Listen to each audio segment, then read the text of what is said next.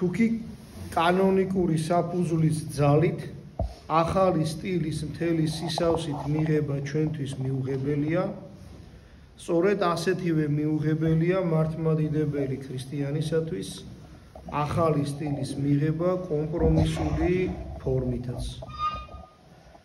ბოლო ხანებში ეს კომპრომისი შეიმჩნევა ზოგიერთი მართლმადიდებელი ეკლესიის ცხოვრებაში და ვლინდება იმაში, რომ აღდგომა აღინიშნება ძველი მართლმადიდებლური პასქალიის მიხედვით, ხოლო ყველა უძრავი დღესასწაული ახალი სტილით. მაგრამ ასეთი შერეული კალენდარი არ შეიძლება მიიღონ მართლმადიდებლებმა, რადგან ეს იწვევს სხვა ეკლესიური დადგენილებების დარღვევას. მათ შესახებ ნათქვამია ტიპიკონში და ისინი ჩვენ წმინდა და განუხრელად უნდა დავიცვათ.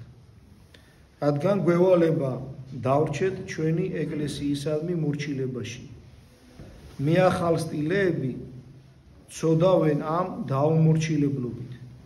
ჩვენ ასე ვამბობთ, რადგან მხედველობაში გვაქვს ტიპიკონის მოთხოვნები უძრავი დღესასწაულების შესახებ. ეკლესიამ ტიპიკონში დაადგინა დროის განსაზღვრული საზღვრები, როცა აღნიშნა უძრავი დღესასწაულები, რომლებიც მოდის წმინდა ორმოცეულის დროს. ასე მაგალითად, წმინდა იოანე წინამორბედის დღესასწაული არის ხორციელი კვირის ოთხშაბათიდან ადრეული საზღვარი დიდი მარხვის მეოთხე კვირის ოთხშაბათამდე ყველაზე გვიანი საზღვარი. მაგრამ მიახალ სტილეები ანადგურებენ ამ საზღვრებს, რადგან ყველა უძრავ დღესასწაულს 13 დღით ადრე დღესასწაულობენ. იგივე უნდა ითქვას ხარების 25 მარტის დღესასწაულის შესახებაც. ტიპიკონის მოთხოვნით ხარება აღინიშნება დროის მონაკვეთში, რომელიც იწყება დიდი მარხვის მესამე კვირის ხუთშაბათიდან ბრწყინვალე შვიდეულის ოთხშაბათამდე. მაგრამ ახალი სტილის შემოღების შემდეგ ხარების დღესასწაული ხდება პირველი კვირის პარასკევამდე და გრძელდება მხოლოდ დიდი მარხვის მეექვსე კვირის ხუთშაბათამდე. მაგრამ ამით არ ამოიწურება მიახალ სტილეების ეს სოდვა ეკლესიისა და მისი ტიპიკონის მოთხოვნების მიმართ. დიდი დღესასწაულების აღნიშვნის დროის განსაზღვრისადმი უარყოფითი დამოკიდებულება მათ ტიპიკონის სხვა დარღვევებისაკენაც უბიძგებს. ეკლესიამ წინასწარ განჭვრიტა ამა თუ იმ დიდი უძრავი და მოძრავი დღესასწაულების ან დიდი მარხვის რაიმე სხვა დღეების დამთხევა. ასეთ შემთხვევისათვის ეკლესიამ დაადგინა თავისი ზუსტი საღვთო მსახურების წესრიგი. მაგრამ მოცემული საზღვრების გაუქმებით მიახალ სტილეები ბუნებრივად ანადგურებენ მართლმადიდებელი ეკლესიის ამ დადგენილებასაც. ამიტომ მათთან არასოდეს შეიძლება მოხდეს ხარების დღესასწაულის დამთხევა ვნები კვირის დღეებიდან, ასევე შეუძლებელია კირიოპასექი, ანუ ხარებისა და აღდგომის დამთხევა, ამით აშკარად ირღვევა საეკლესიო ტიპიკონი. ტიპიკონის განსაკუთრებით აღმაშფოთებელი დარღვევა მიახალ სტილეების დამოკიდებულება წმინდა მოციქულების პეტრე და პავლეს დღესასწაულისადმი. წმინდა ეკლესია ისეთ პატივს მიაგებს ამ დიდ მოციქულებს, რომ მათი ხსენების დღეს 29 ივნისს წინ უძღვის მარხვა, რომელიც 8-დან 42 დღემდე გრძელდება. მაგრამ ახალი სტილის შემოღებით ეს მარხვა ტიპიკონის საწინააღმდეგოდ ყოველთვის მოკვდება. ხოლო როდესაც აღდგომის დღესასწაული 20-დან 25 აპრილის ჩათვლით ემთხვევა, აქ სტილიო სავამბობ არის ყოველთვის ძველი სტილი. პეტრე პავლობის მარხვა საერთოდ უქმდება, მისთვის დრო აღარ რჩება. ეხლა ხენწუთი გავუჩერდეთ. ნახეთ, 8 დღიდან 42 დღემდე მოძრაობს პეტრე პავლობის მარხვა. როცა 8 დღიანია მარხვა საეკლესიო ტიპიკონით, ანუ აღდგომა აქეთ მოვიდა 20-დან 25 აპრილის ჩათვლით, გამოდის რომ უნდა დავიწყოთ პეტრე-პავლობის მარხვა, 3 დღით ადრე იყო პეტრე-პავლობა. ეხლა კათოლიკების გამო, იმიტომ რომ პაპმა გრიგოლმა შეიცვალა კალენდარი. მე რატომ უნდა გავაუქმო მარხვა? ეკლესიის კანონი მარხვის შესახებ, ტიპიკონის შესახებ რატომ უნდა იქნას დარღვეული? შეიძლება თქვან რომ ტიპიკონის დარღვევა არ არის მძიმე ცოდვა, რადგან აქ არ ხდება დოგმატებიდან გადახრა. მაგრამ ქრისტეს სიტყვებიც, ხოლო უკეთ უკრებულისაც არა ისმინოს იყავ შენ და იგი ვითარცა მეზორე და წარმართი. არ მიგვანიშნებს ჩვენ წმენის ამა თუ იმ დოგმატური ჭეშმარიტების დარღვევაზე და მაინც ამ ღვთაებრივი სიტყვების მოწმობის თანახმად ვინც არ დაემორჩილება ეკლესიას განიკვეთება მისგან და დგება მძიმე ცოდულთა რიცხვში. რადგან ამ შემთხვევაში სასჯელის უმაღლეს საზომს ეკლესიიდან განკვეთას იმსახურებს. ამ ცოდვას ეკლესიის დაუმორჩილებლობას მისი წესდების უგულებელსყოფის გზით მიახერხილები ჩადიან ცხადად და გაბედულად. მართლმადიდებელი ეკლესიის თვალთახედვიდან წმინდა ეკლესიის შვილების ასეთი უპატივცემულობა ტიპიკონისადმი ისეთივე დაუშვებელია, როგორც ჩვენი გადახრა დოგმატური და კანონიკური წესდებიდან. და ეს გასაგებიცაა. როგორც ჩვენ მიერ დოგმატური და კანონიკური განსაზღვრებების უგულებელსყოფას მივყავართ მართლმადიდებლობიდან განდგომამდე, ასევე ასეთივე განდგომამდე მივყავართ ტიპიკონის ნაჩვენებ უგულებელსყოფას. ტიპიკონი ჩვენთვის ხომ წმინდა კანონია, რომლითაც ხმძღვანელობს ღმრთისადმი ჩვენს მართლმადიდებლურ სათნოყოფაში ღვთისმსახურების დღესასწაულისა და მარხვის საშუალებით. ტიპიკონი წმინდა წიგნია, რომელიც დაკავშირებულია ღმერთის მადლის საოცარი ჭურჭლის საბა განწმენდილის სახელთან და მიღებულია მართლმადიდებელი ეკლესიის მიერ, როგორც ერთ-ერთი ფუძემდებელი წიგნი. ტიპიკონი სხვა არაფერია თუ არა ჩვენი დედა ეკლესიის ხმა და ამ ხმას ჩვენ უპატივცემულოდ კი არა უპირობო და უდრეკი მორჩილებით უნდა მივეპყროთ. თუ კი გვინდა ვიყოთ ერთგული და თავდადებული წმინდა მართლმადიდებელი ეკლესიისა და მისი ყველა მართლმადიდებლური ნორმისადმი. რა ხდება საბოლოოდ ახალი სტილის შემოღებით ამ წმინდა წიგნების დარღვევის შედეგად? თუ ვისარგებლებთ ამ უკანასკნელი ჩვენი დღესასწაულებისათვის, მარხვებისა და ღვთისმსახურების ახალი დროის დასადგენად, ამით დავადასტურებთ, რომ ახალი სტილი მიუთითებს დროის სწორ აღრიცხვაზე, ხოლო ტიპიკონი არასწორზე. და ეს მაშინ, როცა ვიცით, რომ ტიპიკონი მომდინარეობს მართლმადიდებელი ეკლესიიდან, იმ ეკლესიიდან, რომელშიც როგორც მდიდრულ განსაცავში მოციქულებმა ჩადეს ყველაფერი, რაც განეკუთვნება ჭეშმარიტებას. და ეს მაშინ, როდესაც ჩვენთვის კარგადაა ცნობილი, რომ ტიპიკონის მითითებული დარღვევები ყოველგვარ ერესა და ცდომილებაში ჩაფლული კათოლიკებიდან მომდინარეობს. როგორც კათოლიკობის წარმონაშობი და ანტიეკლესიური მოვლენა. ახალ სტილს შფოთის გარდა არაფრის მიცემა არ შეუძლია მართლმადიდებელი ეკლესიისათვის. და იმას ხაზს გავუსვევ, ერთადერთი რაც ახალმა სტილმა მოიტანა ეკლესიაში, ეს არის შფოთი, განხეთქილება და არეულობა. ასე განიმარტა იგი გამოჩენისთანავე მისი პირველი მოწინააღმდეგების კონსტანტინოპოლის პატრიარქის იერემია მეორის და მის მიერ 1593 წელს მოწვეული კონსტანტინოპოლის ადგილობრივი კრების მიერ. ასეთივე გამხსნელ საწყისა და ძალიან მავნე კათოლიკურ პროპაგანდად რჩება დღემდე მართლმადიდებელი ეკლესიის ცხოვრებისათვის ახალი სტილი. ამიტომ წმინდა ეკლესიის ნების საწინააღმდეგოდ ჩვენს მიერ ახალი სტილის მიღება თუნდაც კომპრომისული ფორმით ხოლო იქამდე მიგვიყვანს, რომ ჩვენ თვითონ შევუწყობთ ხელს ჩვენ ეკლესიურ ცხოვრებაში შფოთისა და ისეთი განწყობილებების შექმნას, რომელთა გამოც საკუთარი ხელით გავანადგურებთ წმინდა მართლმადიდებელი ეკლესიის ავტორიტეტს.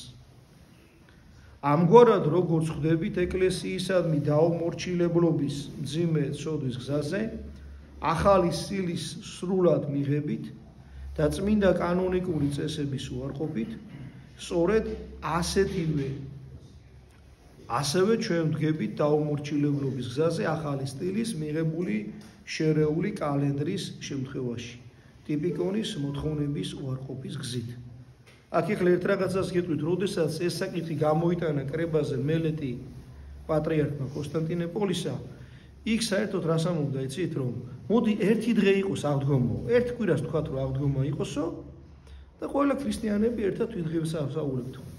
ეს კაცი იყო ეკუმენისტი და უნდოდა, რომ რადგან იმათმა შეცვალეს ეკლესიის ძველი წესი და ახალი კალენდარი მიიღეს, ჩვენც იმათ წესზე გადავსულიყავთ, რომ ერთად გვეზეიმა. და საერთოდ იმ კრებაზე ისეთი კანონები იყო განსახილველად გამოტანილი, კრებას რო ამბობ, ეს ხმამაღალი ნათქვამია, არ შეიძლება იმათ კრება უწოდოთ, იმიტომ რომ სოფლიო ეკლესიის სახელით ლაპარაკობდა 6 ეპისკოპოსი, 1 არქიმანდრიტი და 2 ერისკაცი. ამათ ჰქონდათ პრეტენზია, რომ სოფლიო ეკლესიის კონგრესი დაარქვეს ამას და რაღაცებს ითხოვდნენ მერე სხვა საპატრიარქოებისაგან. ეხლა ისევ გავყვეთ ამ ჩვენ თანმიმდევრობას და მაგასაც უფრო ცლად ვილაპარაკებთ წირვის ბოლოს. აქედან ცხადია თუ რატომ ეწინააღმდეგებოდა მართლმადიდებელი ეკლესია ასე მტკიცედ და თავგამოდებით ამ ანტიეკლესიურ სიახლეს კალენდრის რეფორმის დასაწყისიდან და ბოლო დრომდე. პაპ გრიგოლი მე-13-ის მიერ ახალი სტილის შემოღებისთანავე სოფლიო პატრიარქმა იერომია მეორემ მაშინვე 1582 წელს თავის სინოდთან ერთად დაგმო დროის ახალი რომაული აღრიცხვა, როგორც უთანხმოებაში მყოფი მართლმადიდებელი ეკლესიის გარდამოცემასთან. მომდევნო 1583 წელს პატრიარქმა იერემიამ ალექსანდრიის პატრიარქ სილიბისტროსა და იერუსალიმის პატრიარქ სოფრონ მეოთხეს მონაწილეობით მოიწვია საეკლესიო კრება, რომელმაც დაგმო რომის ეკლესიაში გრიგორიანული კალენდრის შემოღება, როგორც მთელი სოფლიო ეკლესიის საწინააღმდეგო და წმინდა აღდგომის დღის დადგენის შესახებ პირველი მსოფლიო კრების დადგენილების დამრღვევი მოვლენა. ეს კრება 1583 წლის 20 ნოემბერს მოუწოდებს მართლმადიდებლებს მტკიცედ და ურყევად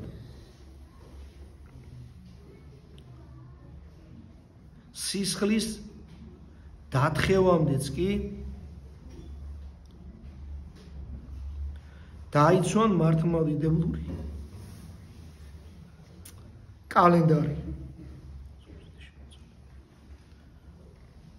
და იულიანური პასქალია. ხოლო ამ დადგენილების ყველა დამრღვევს უცხადებს ანათემას. მართლმადიდებლური ეკლესიიდან განკვეთას ასეთივე გადაწყვეტილების შესახებ კონსტანტინოპოლის კრებამ ამცნო აღმოსავლეთის ყველა ეკლესიას, მოსკოვის მიტროპოლიტ დიონისეს, იონიის კუნძულების ეკლესიას, დასავლეთ რუსეთში მართლმადიდებლობის სახელგანთქმულ დამცველ თავად კონსტანტინეს, ვენეციის დოჟს და საეკლესიო შფოთვის აღზრელ პაპ გრიგოლ მე-13-ს. ასევე აბსოლუტურად უარყოფითად უდგებოდნენ ახალი სტილის შემოღებას მსოფლიო პატრიარქები და მათთან ერთად მთელი მსოფლიო ეკლესია მომდევნო საუკუნეებშიც. მაგალითად კონსტანტინოპოლის პატრიარქი კალინიკე მე-11 და ანტიოქიის პატრიარქი ათანასე მოწმობდნენ. ეს არის მე-17 საუკუნის ბოლო, მე-18 საუკუნის დასაწყისი. რომ აღდგომის დღესასწაულის აღნიშვნა კათოლიკებთან ერთად არის მარხვის შესახებ მართლმადიდებელი ეკლესიის დადგენილების უარყოფა. ხოლო რომაული ეკლესიის წესდების გამოყენება მართლმადიდებლობის ღალატი და წმინდა მამათა ანდერძებიდან განდგომა, რაც დამღუპველია. მართლმადიდებელი ეკლესიის შვილებისათვის. ამიტომ თითოეული ქრისტიანი ვალდებულია დღესასწაულოს აღდგომა და მასთან დაკავშირებული სადღესასწაულო დღეები მართლმადიდებლური აღმოსავლეთის პრაქტიკისა და არა მისგან განსხვავებული რწმენის თვალსაზრისით ჩვენთვის უცხო დასავლური ტრადიციის შესაბამისად. სოფლიო პატრიარქი კირილე მეხუთე თავის მრავალ გრგვლივ მოსავლელ ეპისტოლეში 1756 წელს ყველა ქრისტიანს, ვინც ახალი სტილი მიიღო, შეაჩვენებს წარმავალ ამ ქვეყნიურ და მარადეულ ცხოვრებაში.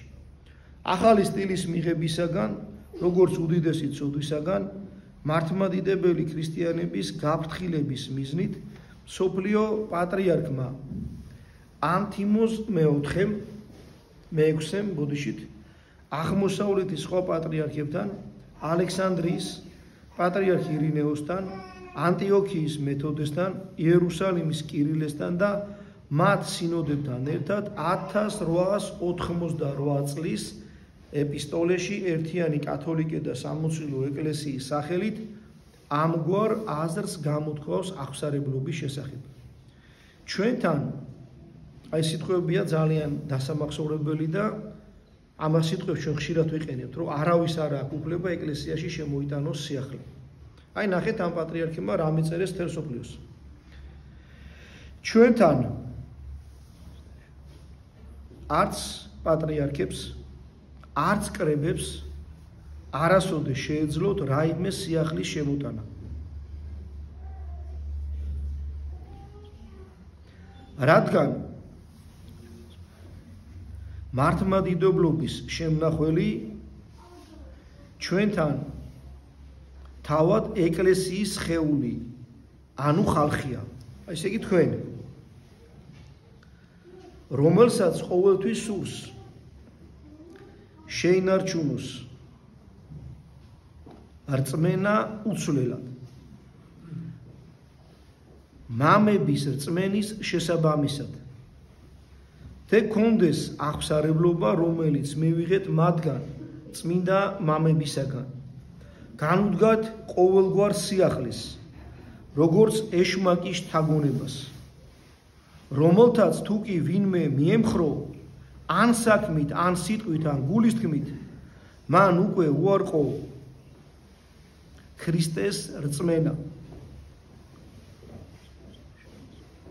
უკვე ნებაყოფლობით დაექვემდებარა მარადეულ ანათემას სულიწმინდის გმოვისათვის, რომელიც თითქოს არასრულყოფილად მეტყველებს წმინდა წერილის ან მსოფლიო კრებების საშუალებით. ასე რომ ყველა ვინც სიახლეს ემხრობა, ერეტიკოსი იქნება ეს თუ განხეთქილების ჩამოგდები, ნებაყოფლობით იმოსება წყევლით, როგორც სამოსლით. მიუხედავად იმისა, პაპები არიან, პატრიარქები თუ ერისკაცები. და ეხლა ყველაზე ისეთი სიტყვა შეიძლება გაგიკვირდეთ. ანგელოზიც რომ იყოს ზეციდან. ანათება მას. ნახეთ რა საუბარს. ვინცამა შესულისო რა ჩვენ თქვითო, ანგელოზი რო ჩამოვიდესო, იმასაც ანათება. არა პატრიარქებს, პაპებს, კაცებს და ვიღაცებს.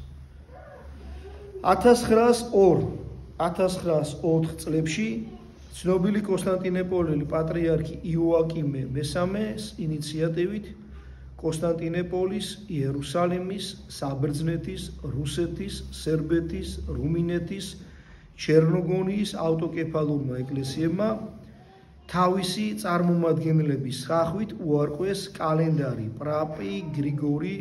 პაპის გრიგორი მე-13-ის რეფორმატორული კალენდარი. ანუ 1919 წლამდე. ამაზე მე ვილაპარაკებ. კიდევ რომ გაგვიგზელდეს, ცოტა რთული საკითხია და იმიტომ დავყავი ესე. ეკლესია ამას უარყოფითად უდგებოდა. ეხლა ვიღაცამ შეიძლება გითხრას ვაღ ძირითადად არის ლაპარაკი უფრო მეტად ამხელენ პასქალის შესვლას. აი მათმა ვინც ეს კანონი შემოიღეს რომ ახალ სტილზე გადასულიყვნენ, თავი ახალი სტილი უნდათ როგორც უძრავ, ისე მოძრავ დღესასწაულებზე. მაგრამ სწორედ აი პოზიციის გამო დათმეს.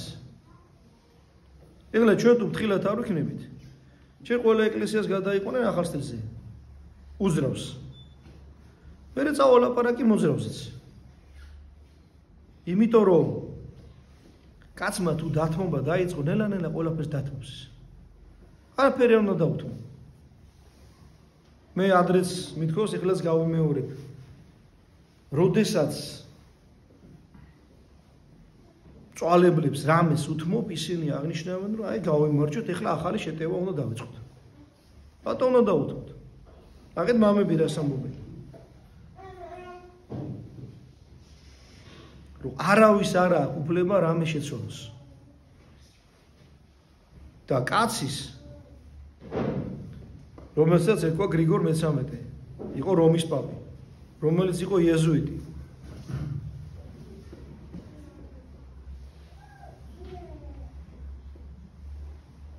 რომელმაც აი ცნობილი ბართლომეს ღამე რო არის, ყველამ რო იცის, ამან მოაწყო. ეს იყო მაგისული შავდგმელი. მონეტა გამოსა ამ დღის აღსანიშნავად ერთხელ თვითონ ხატი ერთ მხარეზე, მეორე მხარეს სიკვდილის ანგელოზი, რომელიც ხოცავს ფრანგ ერეტიკოსებს. ამ ადამიანის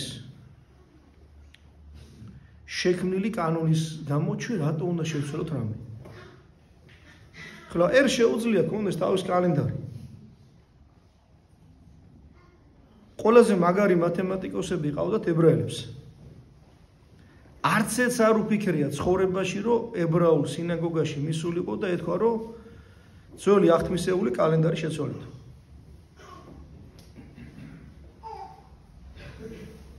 ჩინელებს საერო კალენდარში 2024 წელი უდგებათ, მაგრამ თავიანთი კალენდარი აქვთ.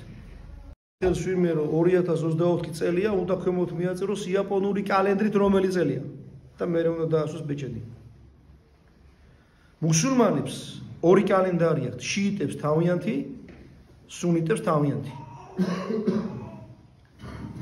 ცესთაყვანისევლებს თავის კალენდარი აქვთ ეკლესიაში, თავიანთ საკრებულოში. ინდოელებს შავიანთი. და უფრო ზუსტი კალენდრები აქვთ, ვიდრე პაპი გრიგორის კალენდარი. ამიტომ ვინც ლაპარაკობს ასეთ რაღაცებს, რომ დღესაღამო სინდისმარ ვარ შეაწუხოს, რომ წვადები ჭამოს და გოჭი, ამიტომ ჩვენ ახალ სტილზე უნდა გადავიდეთ, რომ ამას სიმბისი დაწნანებული ქონდეს. ერთმა შეარგოთ ის წვადების და ეს გოჭებიც, მაგრამ ჩვენ ნუ მოგთხოვენ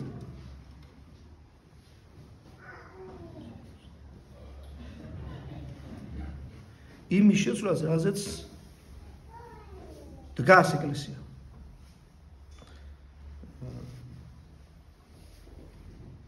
ჩვენ მერე გვექნება კიდე საუბარი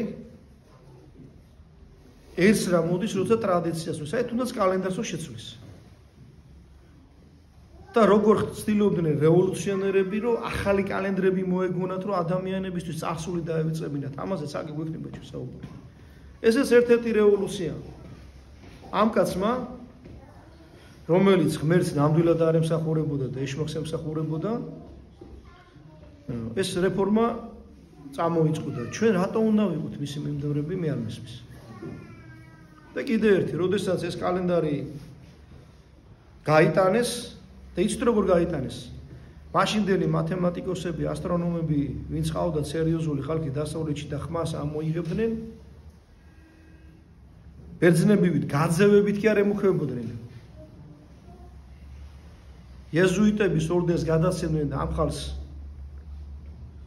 როგორ აწამებდნენ, იცით თქვენ.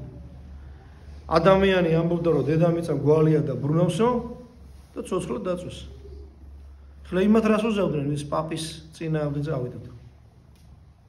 შიშით. ვერავინ ვერაფერს ვერ ამბობდა.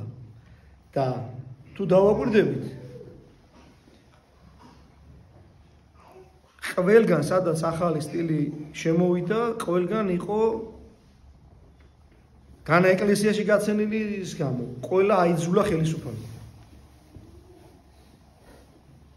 ჯერ ევროპული ქვეყნები გადავიდნენ ახალ სტილზე, მე ევროპაში არსებული მართლმადიდებლური ქვეყნები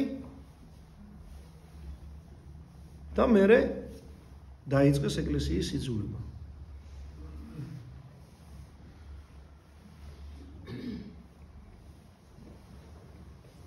სწორედ ამიტომ ჩვენი ტრადიციების დამცველები უნდა ვიყოთ. იმ ტრადიციებისა, რომელმაც აქამდე მოგვიყვანა და ერთ-ერთი მთავარი ეს არის იულიუსის კალენდრის დაცვა. ზოგი ეხლა ურწმუნო კაცი ვერ ხვდება, ეხლა რას ვამბობ. რა შუაშია რა რიცხვი იქნებაო, მაგრამ ყველაფერი უნდა ამყირებდეს თუნდაც ეკლესიის სახურებაში ამ ერთი ცდილობის შესწომის გამო. და მე კიდე ხას უსმევ, ესენი მაგაზე არ გაჩერდებიან. ზუსტად ერთი საუკუნის წინ დაიწყო ეს პროცესი უკვე ხილულად ეკლესიაში 1919 წელს. დღეს ნახეთ სად არის წასული. აი ეს ეკლესიები, რომლებიც ადრე ეწინააღმდეგებოდნენ ამ კანონს, ეხლა გადასული არიან შერეულ ახალ სტილზე.